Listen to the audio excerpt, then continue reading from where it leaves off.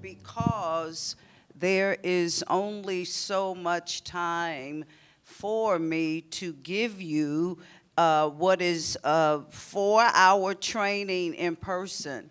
I've got to give y'all the drive-by version, right? I only ask that you don't duck, drop, and roll because nothing's popping but information, okay? So I am Dr. Keely Petty.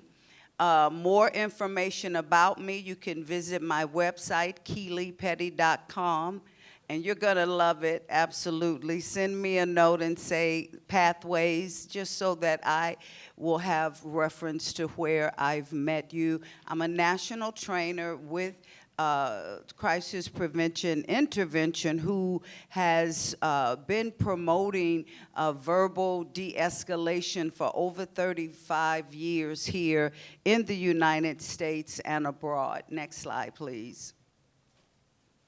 Next slide. Next slide. Here we go, because again, can I have a little volume on the mic? I talk a lot, I train a lot.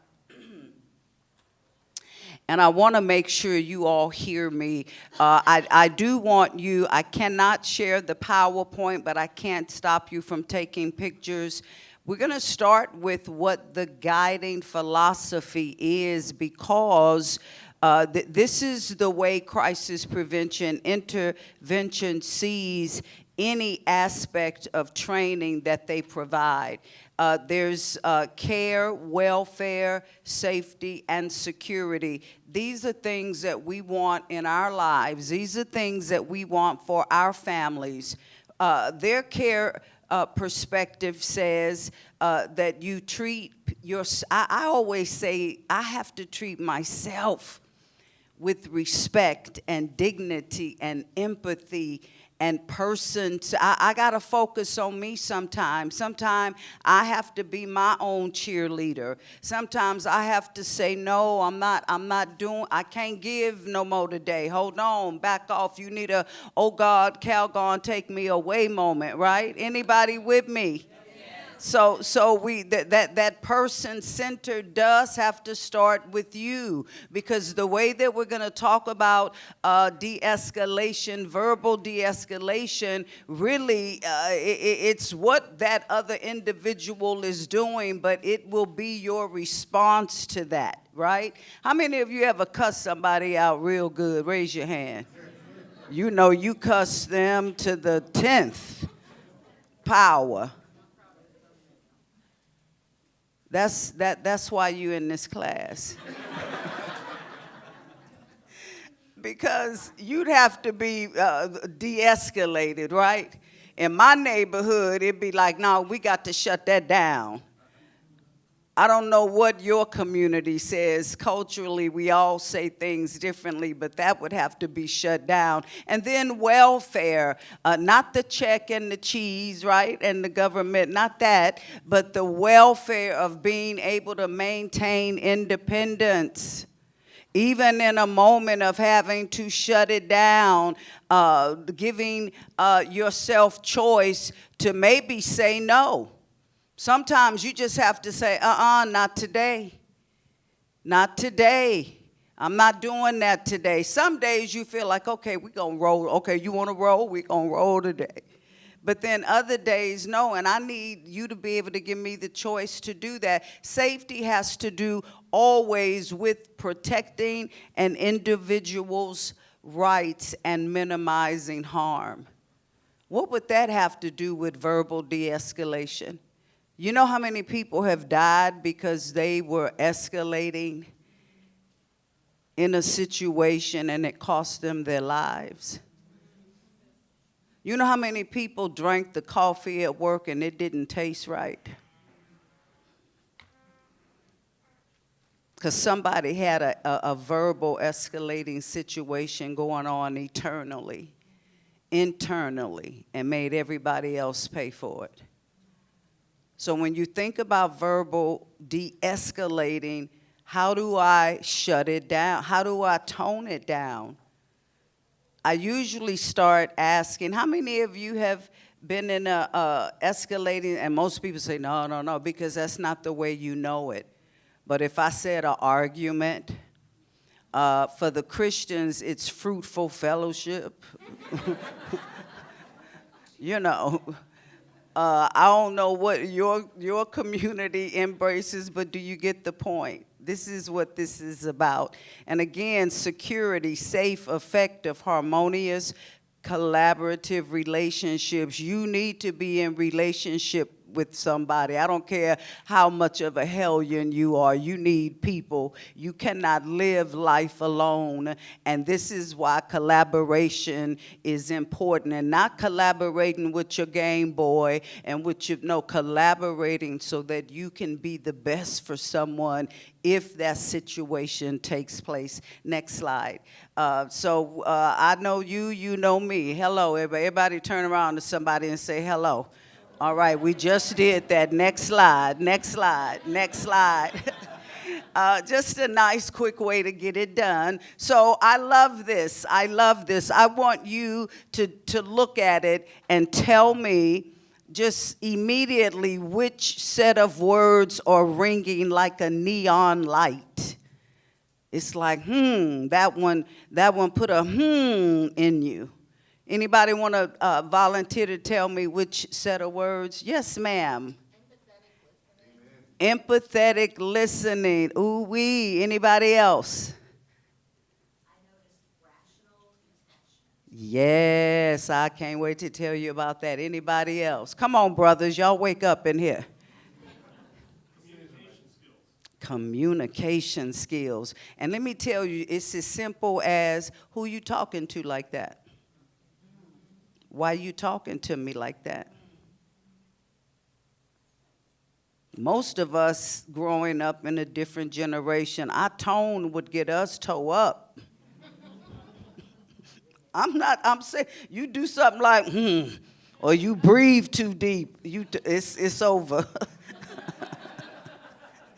So when we talk about communication skills, you want to, think of it in a lighter way, but it really is how you talk to me.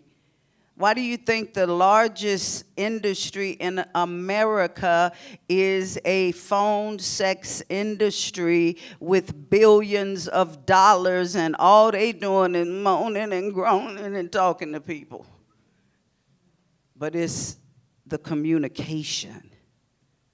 So even if somebody is that, you want to be able to do some of these things. My favorite word is precipitating factors. You hear precipitating in the weather every day. They'll say, well, there's a precipitating of this and that and this, that, and that, which will determine if it's going to rain, if we going to fry and all go to hell together. Some of us heaven together. It's so hot out there, right? That's why I was messing with that curtain. I said, no, I don't want no sunshine in here. It's just so hot. So heat makes people verbally escalate. Alcohol makes people verbally escalate. Not having your physical needs met will make you verbally escalate. Food insecurity will make you verbal escalate. But I like precipitating factors because what that says is that I can learn a few techniques. I can't get them all, but I'm going to get one and roll with that. So that if that situation arises, then I automatically know how to engage. So I like precipitating factors because I'm like Doubting Thomas in the Bible. I kind of have to see and touch some things before I really, really believe. And that's my business. Y'all pray for me, will you? Pray for me. Next slide, please. Hi, Thomas Evans.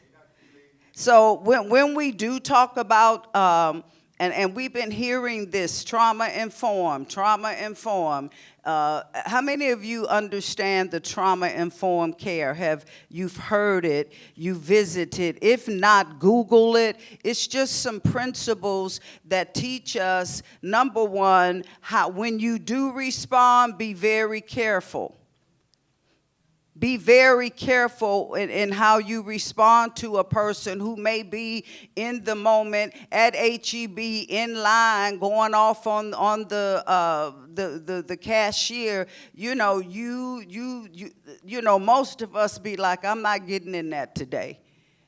But there will be times, whether it's at home with your family, with even yourself, but that person knows what's best for them. Don't treat them just because they raging like they don't know. Consider what's going on with them. You may not know the whole story, but instead of us saying, what's wrong with you, we then say, no, what happened to you? That calm a brother down. Hello? Because it makes that individual think, yeah, what did happen to me? Why am I acting like that? We have stuffed that because the silent generation told us to be silent about things. So we didn't talk about the stuff going on in our lives that was traumatic, that's turned me into a tyrant because of what I couldn't talk about. So now I always have to be the loud one and always have to be toned down. What do we call it? We said it's shut down. And what you're learning, it's a journey, but always thinking about value and just treating people right. Just treating people right. Next slide, please. So one way we do this, we understand behavior, and it's what behavior? A loudmouth, a hellion, whatever you want to call it. I was looking at a show. I like these shows where these people meet somebody overseas and they get with them and they come over here and they try to make it, and it is just so hilarious to me. And this one lady, she is so befitting of this training. And I'm like, girl, you should have known that wasn't going to work. But, you know, I had to leave that alone. But the way she acts and takes over the atmosphere of the room, I need to understand that. Next slide, next slide. So please take a picture of this. This is just a matrix. I don't have time to go into detail. But for those of you who are analytic, when we look at the severity of harm, you know, what possible thing could happen? Well, we look at that from being negligible. Is it minor? Is it moderate? Is it major? Is it catastrophic? And then the likelihood of that behavior. Is this my first time seeing you act like that? Or is this common practice for you? Next slide. So all behavior, did you get it? Go back, go back. Go back. We ain't going back to Egypt, but here, hit that. You got it. Next slide. So when we think about communication, all behavior is a form of communication. All behavior. Your silence on a thing is a form of communication. You know you should speak up. So all behavior and distress behavior can be how a person communicates their distress. Always harsh, always embittered. So just think about somebody in your care. You know, it could be your mama, it could be your wife, it could be your partner, whomever. It could be the person you work with. But what knowing that, what's your approach to their behavior? Next slide, please. What are some distresses you see at work? At home, at church? You don't never see no distresses at the club, right? That's why it's just wonderful. That's why the songs, everybody's tipsy, right? Because you don't see that in those atmospheres. You don't. But in certain places you will. So go ahead, keep going, keep going. So again, here's this matrix again. If you didn't get that picture, here's a good place to get it, because what this helps us understand when we look at risk is the likelihood of the behavior and the severity of harm. And you will know that if you've engaged with that individual, on some matters. If you don't, then don't. I always say, if you're going to engage in any situation where you are bringing hope with facts, you're trying to calm it down, please take somebody with you. We don't want to see you come back all blue and red because they done went off physically. Why? Because if we don't shut the verbal down, it could very well turn into something physical. Next slide. So here's to these. This is good because this will help us get along quickly down this drive-by. But here's how the risk is mitigated. Here's how it's reduced. It is reduced two ways, either through preventative approaches or reactive approaches. And most of us do reactive approach. Who you talking to like that? Y'all know that, right?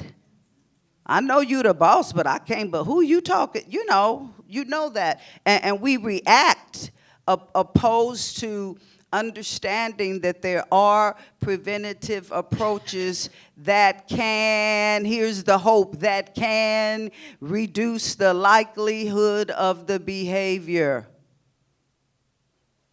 But your behavior can't match their behavior. So you talking about your mama's big toe, and I'm talking about how her bottoms look like a sheet instead of, you can't go toe for toe. All it does is create a fire. And all behavior is a form of what?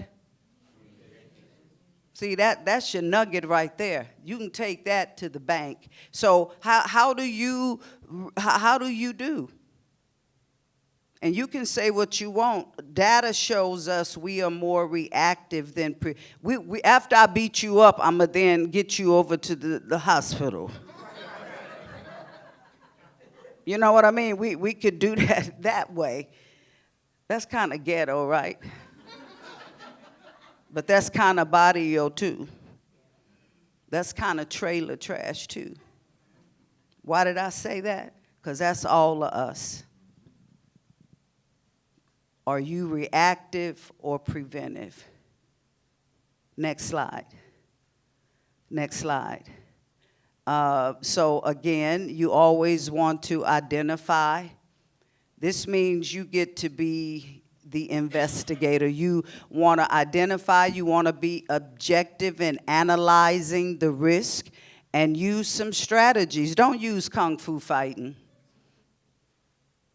Don't ever put your hands, right? I don't care what they saying. Don't ever put your hands. And then preventative approaches. Next slide. The motto, well, let's go. Next slide. Next slide. The motto is about people. Did y'all see those people? It's about people. So here's the motto. It's an integrated experience. Integration, when you think about what happened when President Johnson decided we're going to integrate the schools. I don't know, some of y'all know that history, some of you don't, but there was a time in this country not so long ago that black kids went to one school and white kids, and what it's called the integration experience that we had as a people and broke through that, and now everybody go to school. Somebody say, everybody go to school together.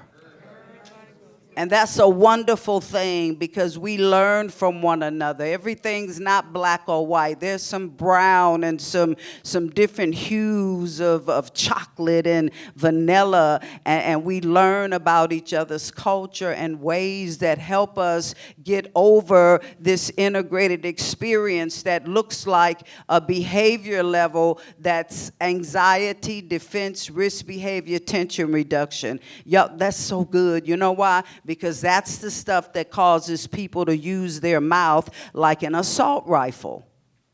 So what do? This is the level that I'm dealing with today.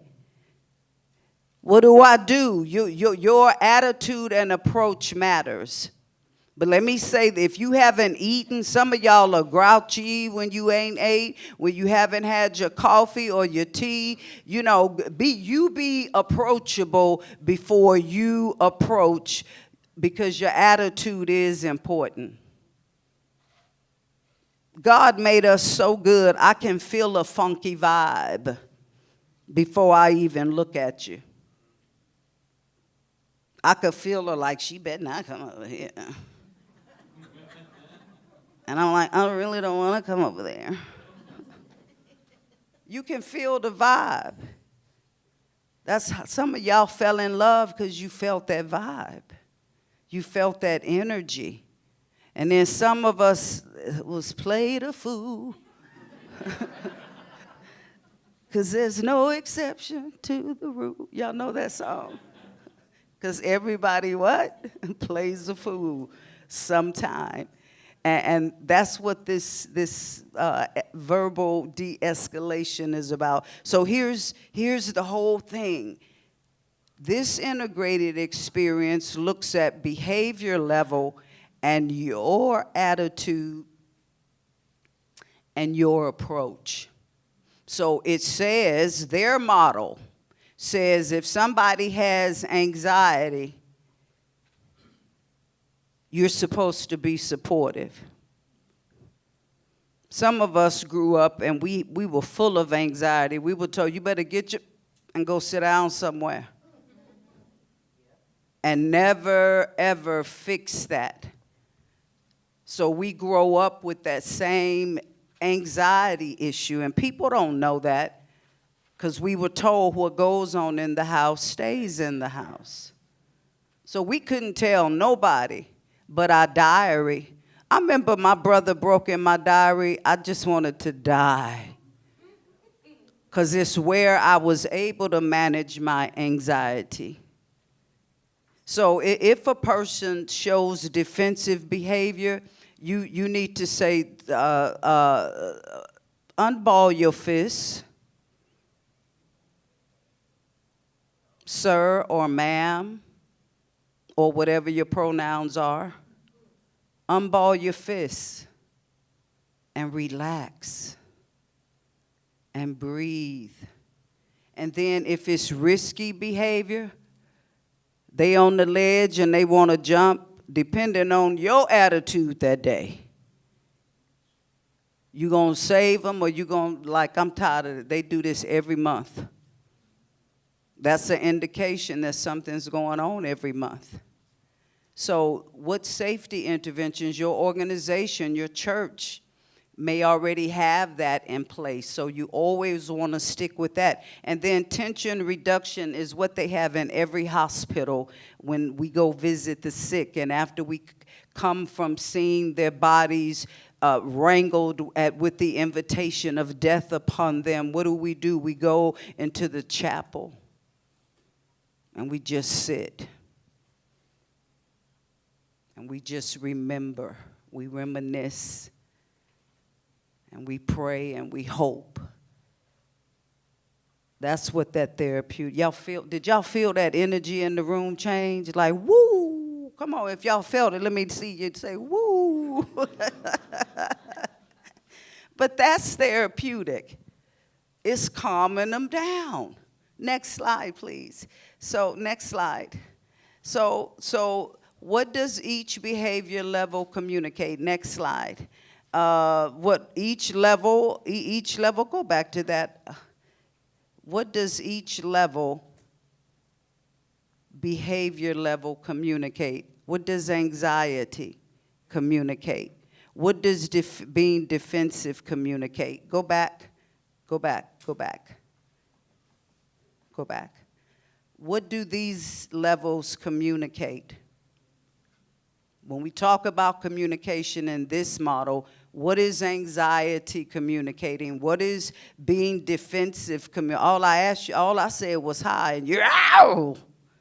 What's going on? Then what this risky behavior, and then the tension reduction. Those are communications. So you can go forward now. When this question is asked, what does each behavior level communicate? You got to know that for you. The only reason a company gives us a manual is because they want everybody on the same page when the crisis arises. Next slide. Next slide. So why is person-centered and trauma-informed essential? I already gave y'all that. Early on, I gave you that. Next slide. So the model, next slide. We're never going to get, you're going to see a lot of pictures of that. Go back, somebody's trying to snap it.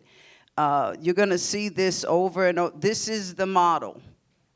So if you left out of here, what'd you learn? I learned that when I'm dealing with my own anxiety, I need somebody to be supportive. When I'm being defensive, I do need Tony the Tiger to calm me down. You start with you and then that individual that keeps expressing that verbal escalation. Next slide. Next slide. Next slide. So here's what you want to do. You want to always observe behaviors and consider causes. Your goal, watch this. This is key. This is a good picture to take. Your goal at any level is to help the person get to tension reduction. That's the calm down. That's the how I'm going to shut you down, however you want to say that. Whatever is happening, that is your goal. And behaviors can show up in any order.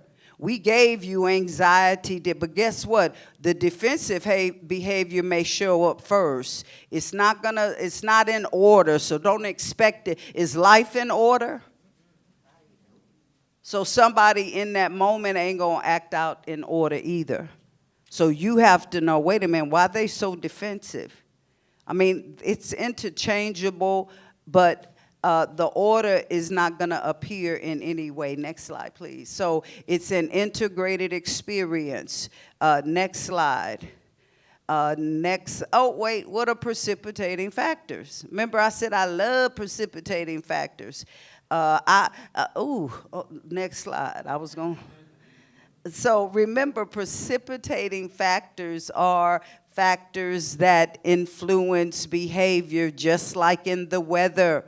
When the weatherman says there is a 40% precipitating fact of rain coming to our city, that means that they have looked at the clouds, they have checked the wind, they have checked the oxygen, they're looking at what's happening over in the islands to determine the precipitating factors if we're going to get rain. So it's the same way with someone who may need to be escalated. And remember, in this space, there are two types of precipitating factors. Next slide. You don't have a book, but if you did, it would be some examples in there. So which factors, next, we can't do that.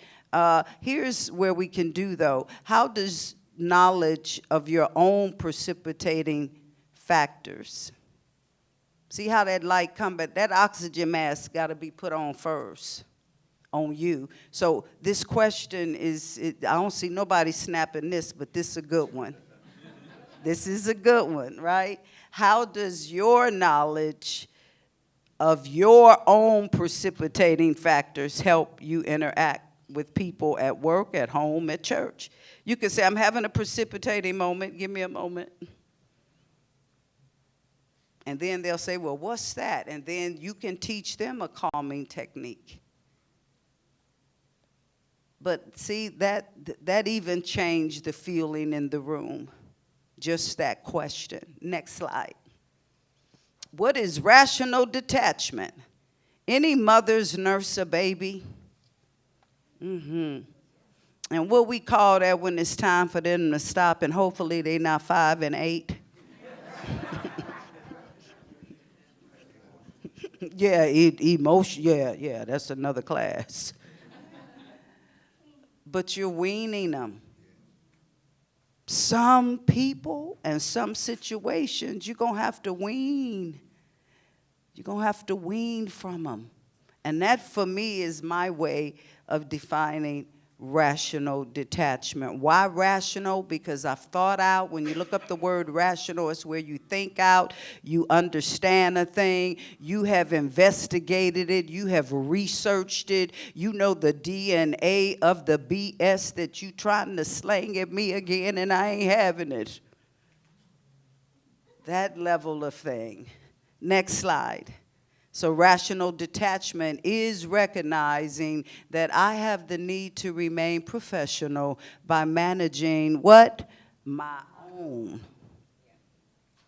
And some of y'all gonna struggle with that because you've been telling people what to do for far too long, and you've done it too long and have gone too far. Next slide.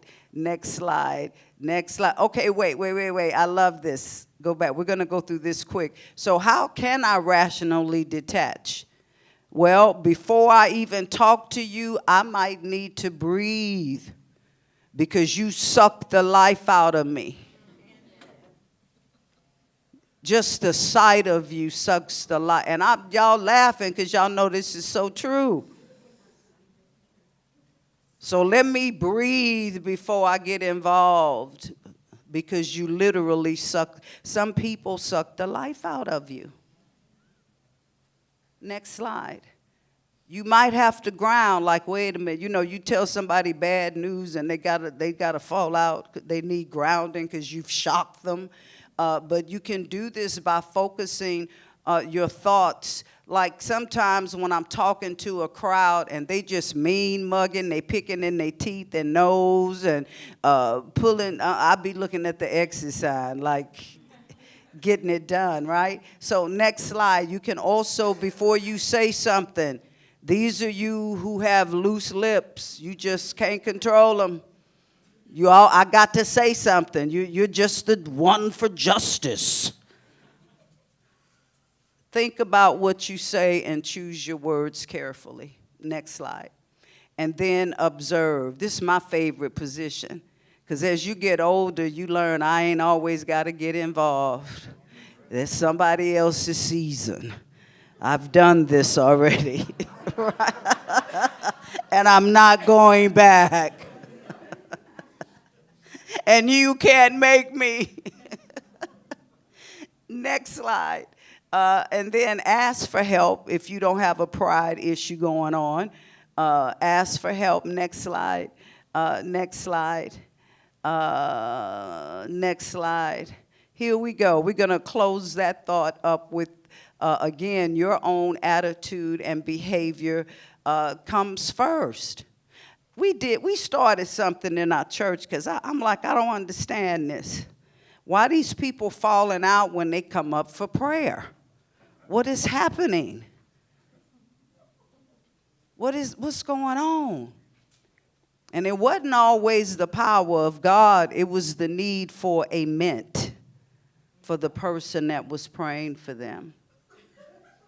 So we started mint ministry so that we could verify, right, some precipitating factors. So for real, y'all, that's funny, but it's true. People are hurting, and your breath hurt them again. So we got to understand these things here. You taking a picture, this be a good place. And again, be aware of your own. Look at your neighbor and say your own precipitating factors. Next slide. Communication skills. Next slide. Next slide. Here we go. This is how you communicate. It has to be verbal. It can be paraverbal, and it also can be nonverbal. You know, when songs say your body's calling me, that is nonverbal. Y'all know those songs, don't play dumb. See, forms of communication means that I'm using words, and then paraverbal is the way that you use those words. What was your tone like? Were you talking like a doctor? I need your phone number right, I can be your number and your name, I gotta go. Are you talking like that so fast? And then what's your tone like? Is it grudgingly? I can't eat food when you have laid it before me grudgingly. I can't trust it. So I'll be like, here, Mikey. Then your body language. Are you like, here they go again? What's your body? What's your gestures, your facial expressions? What's your eye contact like with that individual? What's your posture like? I say be careful with the use of touch when somebody is escalating. Be careful on touching, just be careful there. Next slide. So how does a person show anxiety using the different forms of communication, verbal, paraverbal, and nonverbal? This is how you then begin to identify anxiety. That's that first level. You're going to see that. You're going to see that maybe verbally they're not talking at all, and they normally talking every day, all day. You can't shut them up. Or it could be paraverbal. When they do talk, their tone it sounds so dead, and your voice used to be the voice of life. What is going on? Then it could be their body language. And some cultures, y'all know we go in these stores, and some cultures, they don't know what nothing deodorant is. So how do you deal with that as we think about? I know it's funny, but it's where we might have to deal. When we think about engaging with somebody who is verbally escalating, we do have to consider culture. Next slide. Here we go with this model again. So I'm going to be supportive. What am I supporting? I'm not supporting your defensive behavior. I'm not supporting your risky behavior. I'm not drinking the Kool-Aid. I'm not supporting your tension reduction, which means they go crying again. They always start crying. I got to judge that. But here we go. This, I told you would get so tired. You're going to be leaving out here like the Twilight Zone with that model. Next slide. So, again, communication considerations. How old is that person? What are their cognitive functions? What's their culture? What's their gender identity? What are their previous life experiences?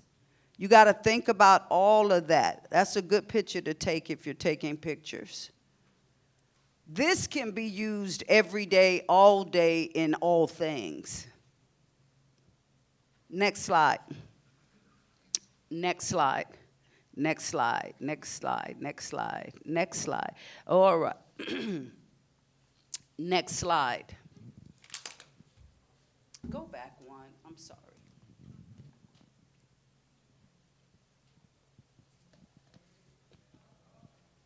This is important because we never think we have to do it, but it's been done to us in the work environment, where if I have had to de-escalate you, then after that happens, I've got to do something. And what I have to do is plan for a difficult conversation. You're not going to just beat me up and then the next day I'm making your eggs and your pork chops for breakfast and we not talking. No, don't you see what happened here? So you got to plan that sometimes. And that means wisdom. That means using instinct, intuition, and discernment, knowing when to engage. Then you want to script it out. That just means write it out. Dear S.O.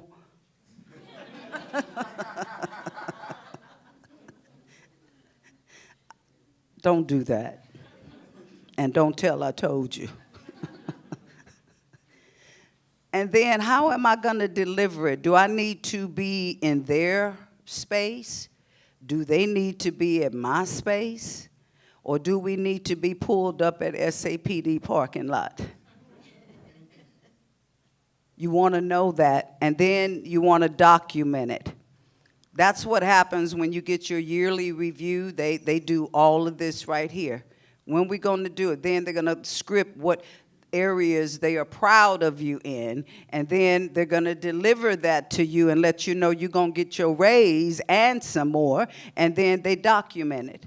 So you've got to begin to do that. Next slide, please.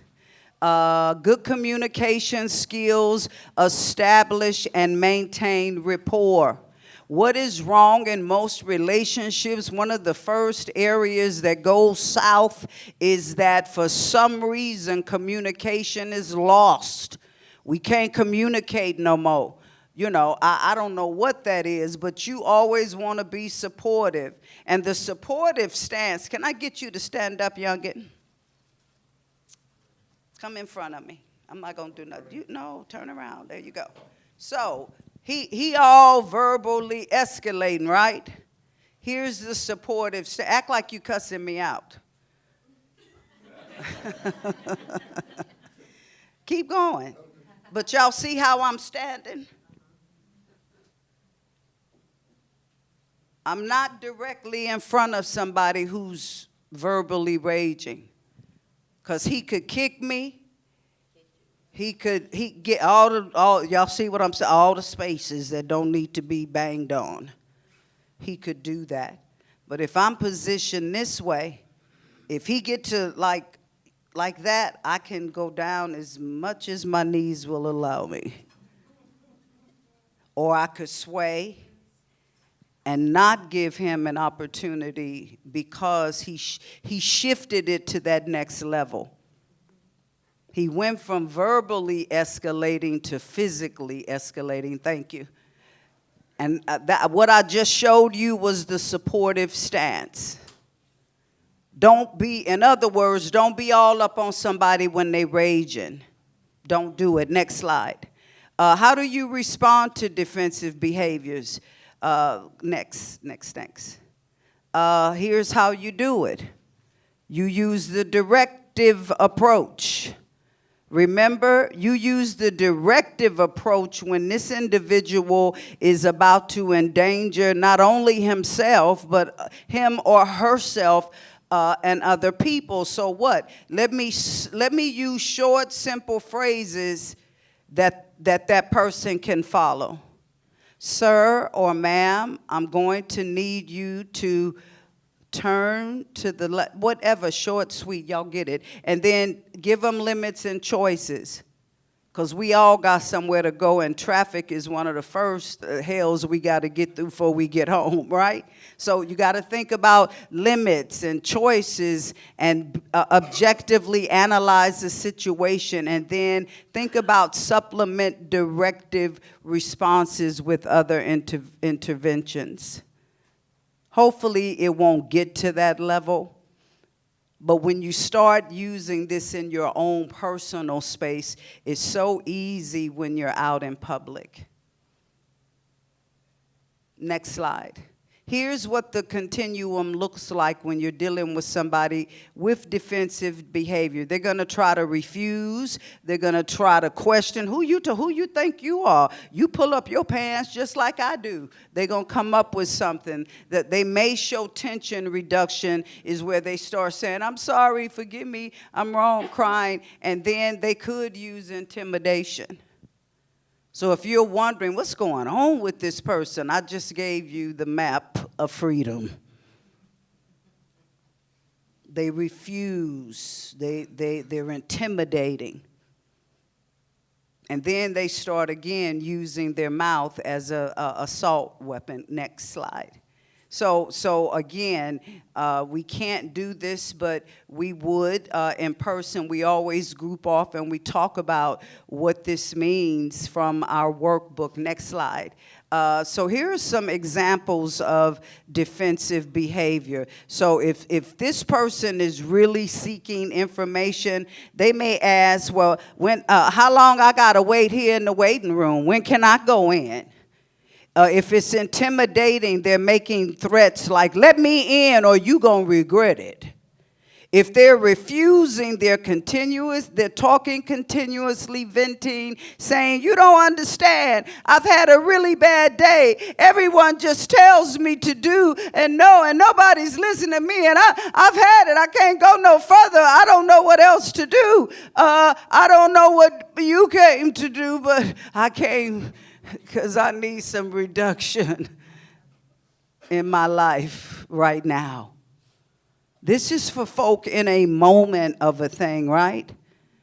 This ain't life may have led them there, but my time with you is limited. Rational detachment. Can you say rational detachment? I might start with you, but you know what? You talking some game. This dude here can really help you. And then I pass the baton and go on about my business, knowing that I've put that individual in the hands of someone who can get him to that care space.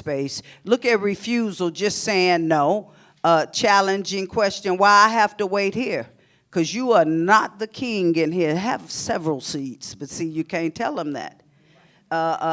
Again, this is what that defense, and you've had this in some form or another. Next slide. Nonverbal examples, releasing, intimidation, pushing something off. Right? I do coaching and counseling, and in my office, I've learned to silo it. Only thing you could grab is my wig, but that might be glued down good on that day. But you're not going to be able to pick up a pencil or a ruler or a tape and start throwing and raging. You're not going to do that. So, again, when you're looking at refusal, turning their head like, using gestures to show you, I'll show you how long I'm going to wait. Yeah. Sorry. This is real life because it's a journey. And what I'm telling you, this is journey talk. It's not destination. Somebody asked me the other day, where are you at in life? Are you journey or destination? I said, at this age, it's destination. Get me there and get me out. Closer to the grave than the cradle. So give me what I want now. Next slide. Here is again, we keep bringing this up because again, when you're dealing with a person whose behavior level is defensive, your job is to give a directive. I'm just showing you some of the battles you might have to come through when you are in that process. Next slide. Some directive strategies, give a rational response. If they do come with seeking a question, if they release, let them vent. If they start crying, coughing, now if blood show up and they start breaking bones and doing silly willy stuff, call 911. Don't be the exorcist performer that day. Call 911, but let them release. Let them cry. Let them let it out. That's all of that escalation you've been carrying on the inside of you, and it's about time you took your de-escalate and get it out. Shout it out. You in the dark, what that lady do at night, she get up and she clap that light on. Let them release. This is where we got to stop saying, I know how you feel. I lost my parent too. You don't know how I feel. Just be here and help me cry. That's all we got to do sometimes. Just help a person cry. Now, don't snot on me. You can cry on me, though. That's all we got to do. And then I know my phone ain't ringing, but so the challenging question is to downplay and stick. Sometimes they'll try to downplay. No, you didn't see how you acted. Let me show you how you acted and stick with the original topic. Next slide. How many minutes do I have left? 38? Huh. Okay. So what factors, and listen, I hope you all are not just sitting here taking it in, but I do hope that you have questions, comments, or ahas, because again, this is something you're going to take and engage in your daily life. I'm just telling you, when I've been working this thing at home on hubby, I'm a whole new wife. Because I've taken these strategies, right? I figured I put the oxygen mask on first. Because I'm not a victim. Victims always say, well, they did it, but they're not controlling the rest of my life. I'm escalating my own mouth before I try to tell you to do something with yours. So we see that some of the factors, again, people asking questions. Your kids may have done that. You tell them to go to bed and they start saying, Mommy, do all dogs go to heaven? And you're a pet lover. So that's just going to warm your heart. Really, you're supposed to be going to bed. You're supposed to tone yourself down, sir or ma'am. Then they may come with a challenging question. They may just refuse. They may show different signs of release. But then how would you respond to intimidation? We live in a culture now, people like intimidation. It's a thrill for them. I'm not asking nobody to raise your hand, but if I look at, no, I'm teasing. If I look at you, you're it. But intimidation, how would you respond if the threat expresses imminent or immediate harm? You already know. This is why domestic violence and intimate partner violence is so horrible, because you already know. But you have no way emotionally out of the loop. You don't know how to provide your own therapeutic rapport. Next slide. So you always want to identify what is the defensive behavior. What would you do? It says staff, but just what would you do? Be specific. What would you do? What would you say? And we're not going to say, what have you done? What have you said? Because you're in a now moment to receive some new information. So if these questions are now asked, you have an opportunity to give a different answer. Next slide. So here's what you do when you're in that directive approach. This is a good picture. See, y'all getting it. Y'all getting it. So when you have to respond to defensive behavior, your response is to do what? Give a directive. Give a directive. How do I do that? I keep it short and simple. I stick to the topic. I provide choices. Remember we said let them vent. Ooh, I'm Holy Ghost filled. I don't cuss like that. Well, your mama did, so what? You know these words. If this is how they're venting, don't be so sanctified and sanctimonious that you let them vent. It's calming them down. The word anger in the Greek is the word thumos, where we get the word thermostat. And even God tells us don't go to bed with anger and wrath, because it does something to your body that is unhealthy, and the body keeps the score. Some of us got 3 and 4 stomachs because the body kept the score on them potatoes. Same way with emotions and these types of defensive behavior. Next slide. Next slide. So limit setting, when you have to limit set, again, short, simple statements. Give that person clear choices, and you set the boundary. Don't let them set the boundary. Don't be like, oh, they want me to come to their house with them. For what?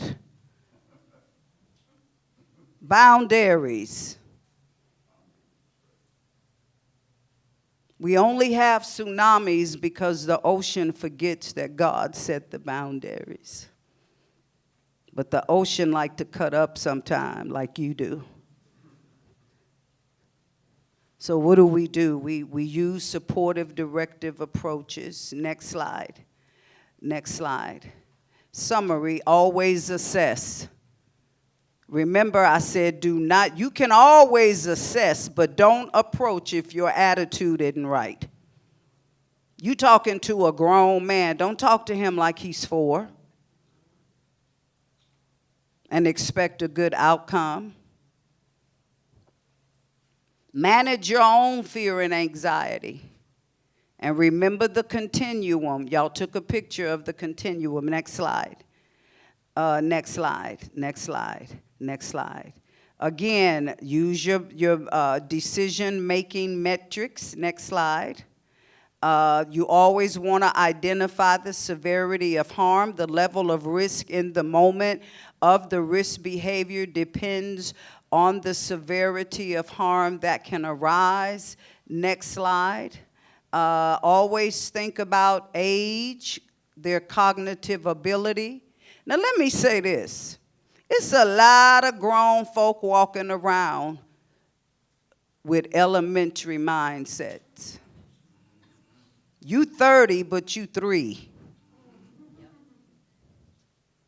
The way you eat your soup tell me you 3. So remember, when we talk about cognitive, that's what we're, you could be, again, physically have grown up, because that's going to happen whether we like it or not. But what is your mental state? And not what's wrong with you, what. Start doing that and watch how that atmosphere change. Next slide. Next slide. Non-restrictive, this has to do with safety interventions. Just keep your hands off of people. Next slide. Next slide. Like for real. Next slide. Next slide. So when we talk about that matrix that you took a picture of, you're using that to assess. And again, you may not have time. So just remember, you can only do so much, but now you have a tool that can help you if that time arises in your space. Again, I've been working this at home, and it's been working miracles. For real, for real. Always consider verbal and environmental non-restriction interventions first, and know when and how to use a collaborative approach. Don't try to be Mother Teresa. Don't try to be Jesus. Just be there for that person. You may be the one that knows how to speak to the storm with a whisper. The scriptures say the waves were hushed Yo, hush might calm that SO. No. Next slide, next slide. Post-crisis, next slide. Okay, whenever we talk about post-crisis, remember these areas. How did we support in the present? What do we understand about the past? And then how are we going to plan for the future? This is what we call prevention work. How are we going to plan for the future? Next slide.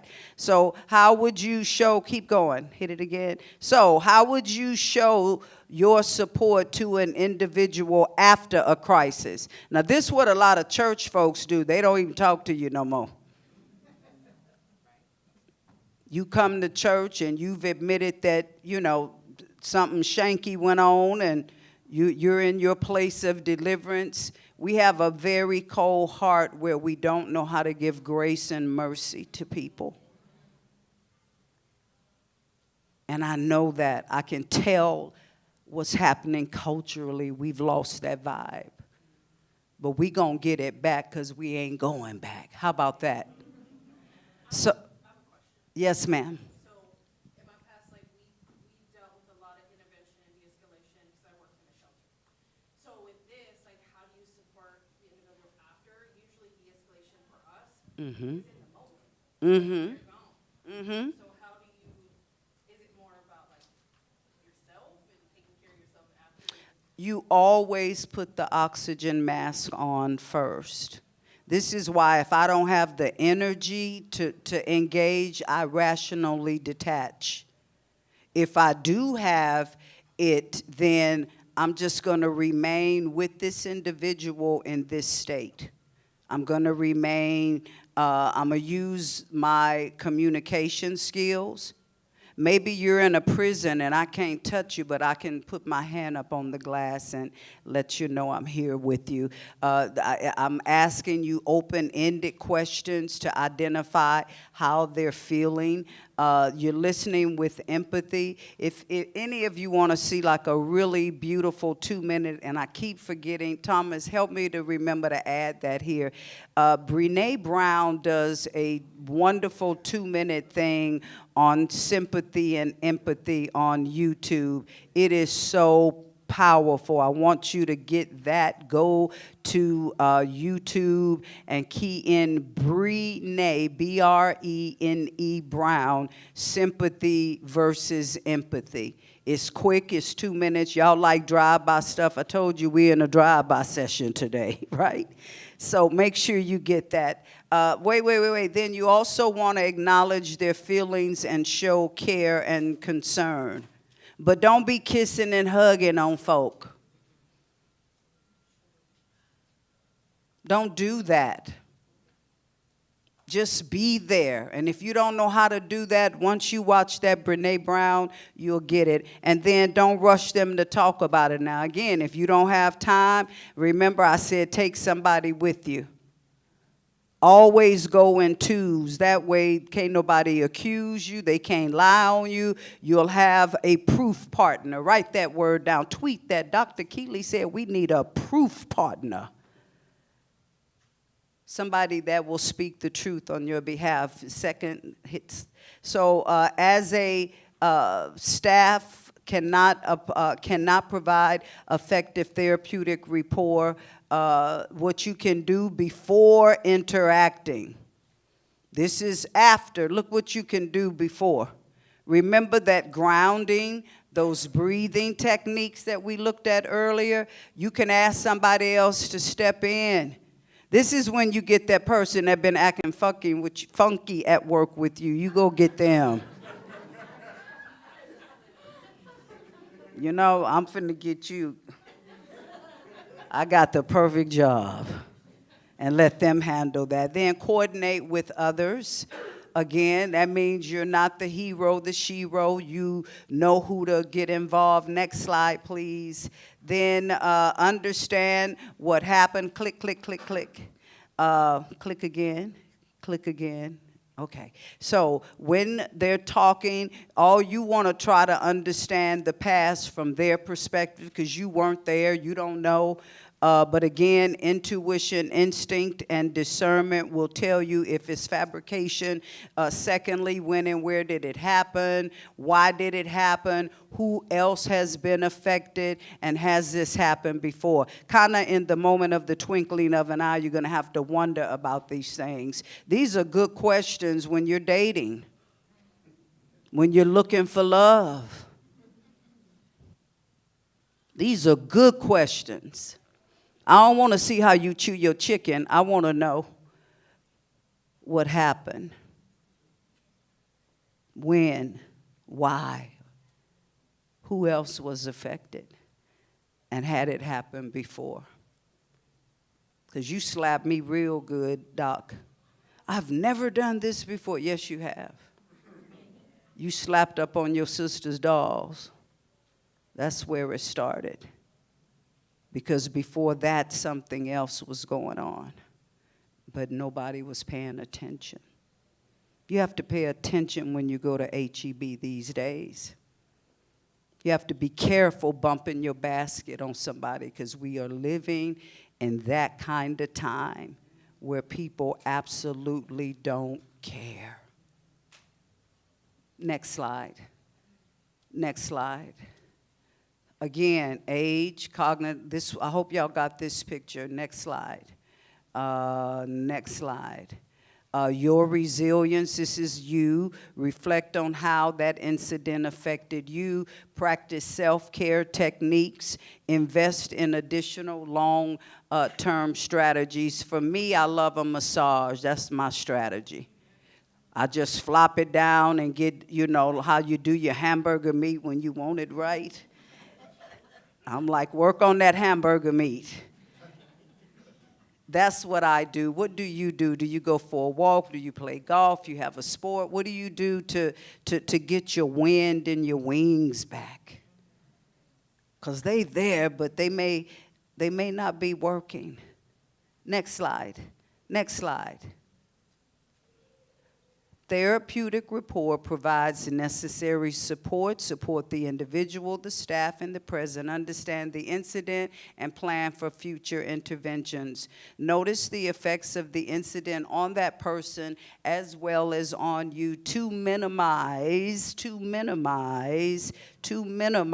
the impact and provide future support.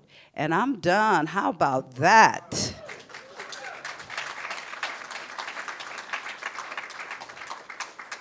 I wonder why I'm a good drive-by. We'll have tea and I'll tell you. Yeah, so normally, again, when we do this, we break off in groups and have interactive session time, talk time. But this would be a great time for you if you have any questions, comments, or ahas. I'm expecting all A's from you on the evaluation. I won't accept anything less, because I believe you have left here with, if not 3 things that you can think about and begin to implement in the framework of your life. You left with 1 thing. And I know for many of you it is that all behavior is a form of communication. Come on, somebody shout out what you leaving with. Come on, somebody, before I come put the mic in your face. What happened to you? And you can't say, what happened to you? We can say, what's wrong with you? But when you ask what happened, it's your tone have to be right. Even in that. Next one. Yes, ma'am. Your safety stance. That's right, girl. You know, even if you got to take your shoes off and do that safety stance. Just in case you have to run or do you understand what I'm saying? What did I tell you? Instinct, intuition, discernment. Instinct, intuition, discernment. You got all of that. Who else got something out the cookie jar today? Be approachable before you approach. Excuse me? Be approachable before you Be approachable before you approach. Very good. Who else? Who else? Think before you speak. Yeah? Yeah? Excuse me? Yeah. Rational. See, I told you, when I explain, everybody like, I'm in rational detachment mode. Hold on. Yes, sir. Yeah, okay. Y'all give me the offering basket, then let me show. Ah, you don't. You could be guilted and feeling like you got to keep putting up with that, and you don't. So know that these things work. There's 37 years of proof in that. Any other, who else took a nugget, a cookie out the cookie jar? Yes. Precipitating factors, that's my favorite one, for real, because if I see it coming, I can either go into fight, flight, freeze, or just give in mode. I'll know what to do, and I'm a flighter, so if I can see it coming, I'm out of here. I'm not waiting for the guns to start popping. Anybody else? Yes, ma'am. I see you over there. Yes. Planning it after. That breaks that silence. You were a tornado last night, and we just gonna drink this tea like everything's good this morning? We got to talk about that. The impact it had on the kids. You woke them up. You threw up on the baby. We got to talk. Yes. Yes, objectively. And if you don't know what that word objectively means, please look it up. Make the dictionary your best friend. Objectively. That means no skew, nothing blur, all things well for you to make that judgment. Yes. Have a backup. That might be a machete, a bat. No, I'm. You know, Santonians, we like machetes. We gonna pull out our machete on you. No, don't take that to heart. Oh, look, I'm sorry. We got it. We have just escalated the situation. Anybody else? I've had fun. I hope you all have had fun too. Thank you for stopping in, and go and uplift the human spirit of somebody today. Nice to meet you. Visit my website. Yes, ma'am. Do you do speaking engagements? Yes, ma'am. Okay, so your information. Go to Keely. Hit that again. My bio. Hit it one more time. My bio ship. No, go the other. Keep going. Huh. Okay. There we go. So, I'm glad we stopped here. One of the things that I do to give back to community in spaces of trauma and mental well-being, every first and third Tuesday night of the month, I host Matters of the Mind. We have been going through a quarterly discussion on the permission to feel from Dr. Mark Brackett, who is the director of Yale University's Emotional Intelligence Department. And y'all, we have had a blast. September 6th, I believe, we're going to start the next quarterly conversation on how we trust. We're going to look at how we individually trust and how that impacts and affects our lives. You can find me on Facebook. I even got a TikTok, Snapchat, Instagram, LinkedIn. Find me. I'm telling y'all, folks, I cannot wait to get this information out. I just finished an ebook called Soul Care, a biblical approach to understanding mental health. So I'm so excited about that. But Google my name, Dr. Keely Petty. Go to my website, keelypetty.com, and everything is there. What's not there, email me, and we can chop it up that way.